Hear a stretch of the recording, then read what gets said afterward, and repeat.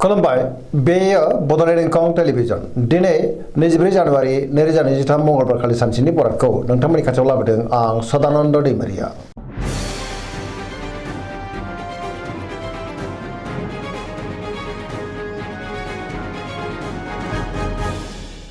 सिगां फरायनो लादों मेष राशि गिबि हांखो अ ल दिनैनि साना जोबोर मोजां गोजोनै थानो हागोन आरो गोजोन थासारिखौ मोननो हागोन। गोसोनि साननाया मोगथाङाव जाफुंनोबो हागौ। समाजाव दिनै मान बांगोन बयजोंबो गोरोबनो रोंगोन मावनो लानाय खामानिखौ थिसमावनो आरो गोरलैयैनो मावफुंनो हागोन। गोसोआ दिनै जोबोर खुसि जागोन देहाया मोजाङै थागोन सोरबा लोगोनिफ्राय मोजां खौरां मोननो हागौ आरो बिसोरनिफ्राय थोजासे हेफाजाबबो मोनगोन। रांखावरियाव दिनै जोबोर मोजां गोबां धोन आरजिनो हागोन आयाबो दिनै बांनो हागौ बेफार फालांगियाव दिनै जोबोर मोजां मुलाम्फा मोननो हागौ।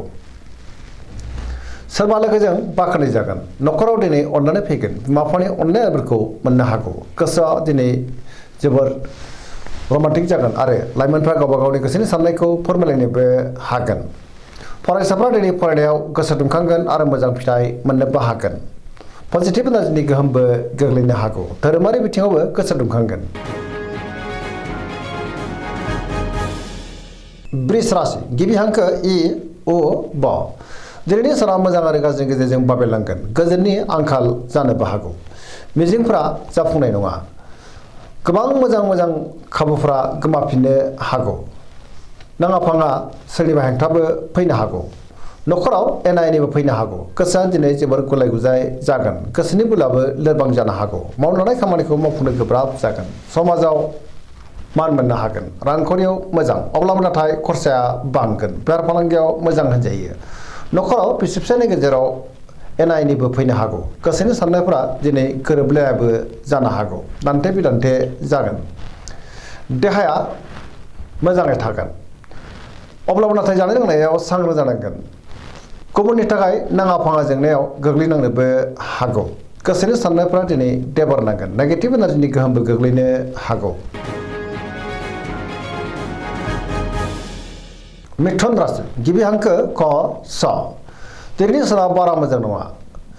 गोसोनि साननायफ्रा दिनै देबरनांगोन गोजोननि आंखाल फैनोबो हागौ नेगेटिभ एनार्जिनि गोहोम गोग्लैनोबो हागौ। गोसोआव दिनै गोनो गोथो साननाय फैगोन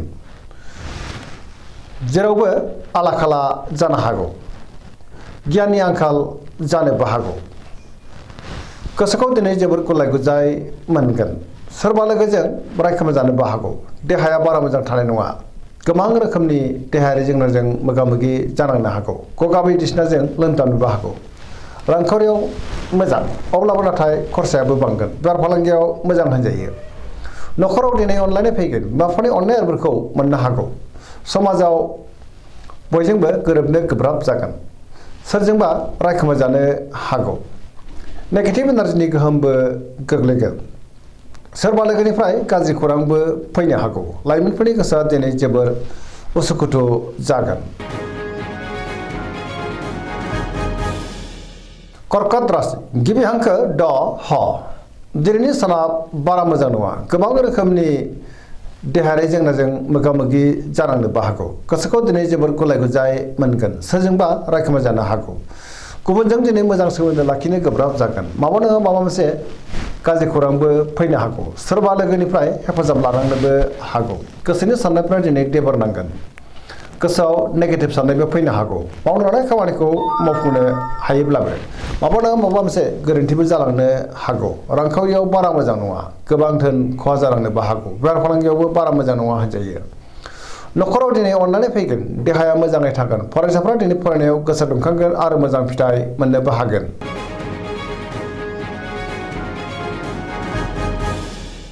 सिंह राशि गिबि हांखो म ट दिनैनि साना जोबोर मोजां गोबां मोजां खाबुबो दिनै फैनो हागौ जेनिबो आंखाल जानाय नङा माबा मोनसे मोजां खौरां फैनोबो हागौ। गोसोनि साननायफ्रा दिनै मोगथाङाव जाफुंगोन गोसोआव पजिटिभ साननाय फैगोन गोख्रों आरो गोग्गो साननो रोंगोन गियाननि आंखाल जानाय नङा मावनो हानाय खामानिखौ थि समावनो आरो गोरलैयैनो मावफुंनोबो हागोन। सोरबा लोगोनिफ्राय मोजां खौरांबो फैनो हागौ गुबुनजों बाख्नाय जानोबो हागौ बहाबा दावबायनो एबा हान्थिनो खाबु मोनगोन आरो मोजाङैनो हान्थिनोबो हागोन। रांखावरियाव जोबोर मोजां गोबां धोन आरजिनोबो हागोन बेफार फालांगियाव दिनै जोबोर मोजां मुलाम्फा मोननो हागोन। गोसोनि साननायखौ गुबुननो फोरमायनोबो हागोन। न'खराव बिसि फिसायनि गेजेराव अननानै फैगोन गुबुननि गोसोखौ गोरलैयैनो बोनोबो हागोन देहाया मोजाङै थागोन पजिटिभ एनार्जिनि गोहोमबो गोग्लैनो हागौ लाइमोनफ्रा मोजां खौरां मोनगोन आरो गोसोआ दिनै जोबोर खुसि जागोन कन्या राशि गिबि हांखो प ट दिनैनि साना जोबोर मोजां बहाबा दावबायनो एबा हान्थिनो खाबु मोनगोन आरो गोसोखौ दिनै जोबोर गोजोननाय मोनगोन गोसोनि साननायफ्रा जाफुंनो हागौ गोसोआव दिनै पजिटिभ साननाय फैगोन गुबुननि थाखाय गोबां मोजां खामानि मावनानै होनोबो हागोन गोथों आरो गोग्गो साननो रोंगोन गियाननि आंखाल जानाय नङा रांखावरियाव मोजां बेफार फालांगियावबो मोजां होनजायो गोबां धोन आरजिनो हागोन बेफार फालांगियाव दिनै जोबोर मोजां देहाया मोजाङै थागोन न'खरावबो अननानै फैगोन गोबां खामानियाव दिनै मुखुबबो थागोन सोरजोंबा बाख्नाय जानानै गोसोआ दिनै जोबोर खुसि जागोन पजिटिभ एनार्जिनि गोहोमबो गोग्लैनो हागौ लाइमोनफ्रा दिनै जोबोर रमान्टिक जागोन आरो गोसोनि साननायखौ फोरमायलायनोबो हागोन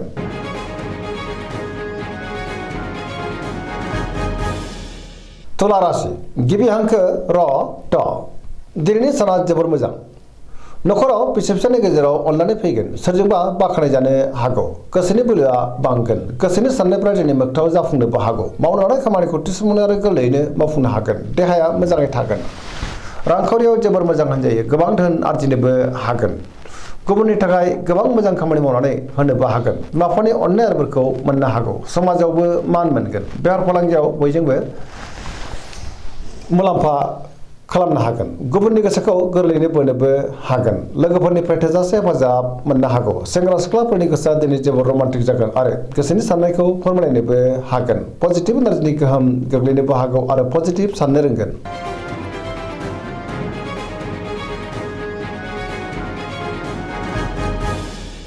वृश्चिक राशि गिबि हांखो न स दिनैनि साना मोजां आरो गाज्रि गेजेरजों बाबेरलांगोन गोसोनि साननायफ्रा देबर नांनोबो हागौ गुबुननि थाखाय नाङा फाङा जेंनायाव गोग्लैनांनोबो हागौ सांग्रां जानाया गाहाम समाजाव नाथाय मान मोनगोन गोबां मुंदांखा सुबुंजों लोगो मोनज्लायनोबो हागौ पजिटिभ एनार्जिनि गोहोमबो गोग्लैगोन बहाबा हान्थिनो एबा दावबायनो खाबुबो मोननो हागौ गोसोआव दिनै गोग्गो आरो गोथों साननाय फैगोन मावनो लानाय खामानिखौ मावफुंनो हागोन गुबुननिफ्राय हेफाजाबबो मोननो हागौ गोसोनि बोलोआ बांगोन न'खराव बिसि फिसायनि गेजेराव अननानै फैगोन रांखावरियाव दिनै बारा मोजां नङा नाङा फाङा खरसाया बांनोबो हागौ बेफार फालांगियाव बारा मोजां नङा होनजायो देहाया दिनै बारा मोजां थानाय नङा जानाय लोंनायाव सांग्रां जानांगोन गोबां रोखोमनि देहायारि जेंनाजों मोगा मोगि जानांनो हागौ गुबुननिफ्राय हेफाजाबखौ मोननो हागोन फरायसाफ्रा दिनै फरायनायाव गोसो दुंखांगोन आरो मोजां फिथाइ मोननोबो हागोन लाइमोनफोरा जोबोर रमान्टिक जागोन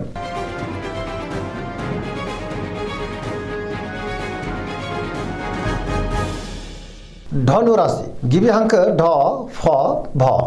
दिनैनि साना जोबोर मोजां गोसोखौ दिनै जोबोर गोजोननाय मोनगोन गोथों आरो गोग्गो साननो रोंगोन गियाननि आंखाल जानाय नङा मावनो लानाय खामानिखौ थि समावनो आरो गोरलैयैनो मावफुंनोबो हागोन माबा नङा माबा मोनसे मोजां खौरां फैनोबो हागौ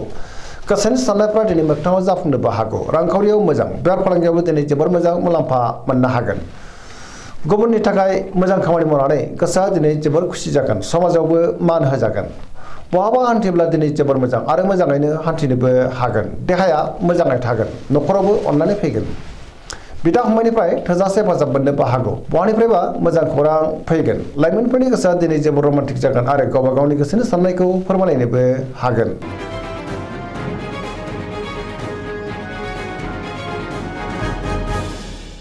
मकर राशि गिबि हांखो ख ज दिनैनि साना जोबोर मोजां गोबां मोजां खाबु फैनोबो हागौ गोसोनि साननायफ्रा मोगथाङाव जाफुंनोबो हागौ मावनो लानाय खामानिखौ थि समावनो आरो गोरलैयैनो मावफुंनो हागोन रांखावरियाव जोबोर मोजां अब्लाबो नाथाय खरसायाबो बांगोन मोननो गोनांखौबो दिनै मोननो हागोन बेफार फालांगियाव जोबोर मोजां मुलाम्फा मोनगोन गोबां मुंदांखा सुबुंजों दिनै लोगो मोनज्लायनोबो हागौ गुबुनजों मोजां सोमोन्दो लाखिनोबो रोंगोन बहाबा हान्थिब्ला दिनै जोबोर मोजां आरो मोजाङैनो हान्थिनो हागोन गोदान खामानियाव आखाइ होजेननोबो हागोन समाजावबो बयजोंबो गनायजागोन आरो मान होजागोन न'खराव बिसि फिसायनि गेजेराव अननानै फैगोन बिदा फंबायनिफ्राय थोजासे हेफाजाब मोननो हागौ सेंग्रा सिख्लाफ्रा दिनै जोबोर रमान्टिक जागोन आरो गावबा गावनि गोसोनि साननायखौ फोरमायलायनोबो हागोन फरायसाफ्रा दिनै फरायनायाव गोसो दुंखांगोन आरो मोजां फिथाइ मोननोबो हागोन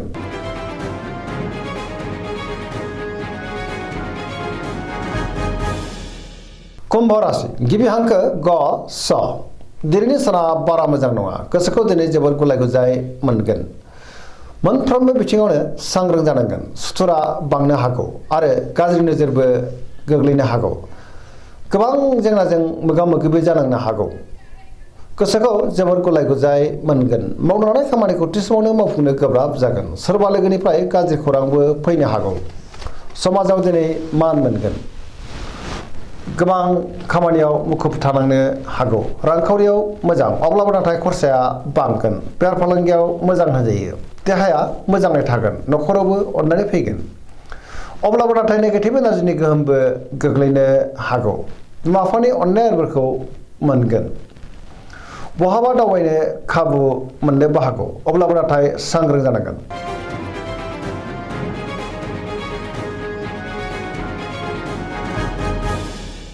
मीन राशि गिबि हांखो ड स दिनैनि साना जोबोर मोजां गुबुननिफ्राय हेफाजाब मोननो हागौ मावनो लानाय खामानिखौ मावफुंनो हागोन गोसोआव पजिटिभ साननायबो फैगोन गोसोनि बोलोआ बांगोन गावनि गोसोनि साननायखौ गुबुननो फोरमायनोबो हागोन देहाया मोजाङै थागोन रांखावरियाव मोजां अब्लाबो नाथाय नाङा फाङा खरसायाबो बांनो हागौ बेफार फालांगियाव बारा मोजां नङा सांग्रां जानांगोन गोबां खहाबो जानांनो हागौ न'खराव अननानै फैगोन सोरजोंबा बाख्नाय जानानै गोसोआ दिनै जोबोर खुसिबो जानो हागौ लाइमोनफोरनि गोसोआ दिनै जोबोर रमान्टिक जागोन आरो गावबा गावनि गोसोनि साननायखौ फोरमायनोबो हागोन फरायसाफ्रा दिनै फरायनायाव गोसो दुंखांगोन आरो मोजां फिथाइ मोनगोन पजिटिभ एनार्जिनि गोहोम गोग्लैनोबो हागौ दिनैनि राशि फरायनाया एसेनोसै जोबनायाव बेखौनो खावलायो जाहाथे नोंथांमोना सानफ्रोमबो जोंनि बे बड'लेण्ड इंखं टेलिभिजनखौ नायबाय थायो आरो साबस्क्राइब खालामो लोगोसे लाइक खालामो आरो शेयार खालामो एसेनोसै गोजोन्थों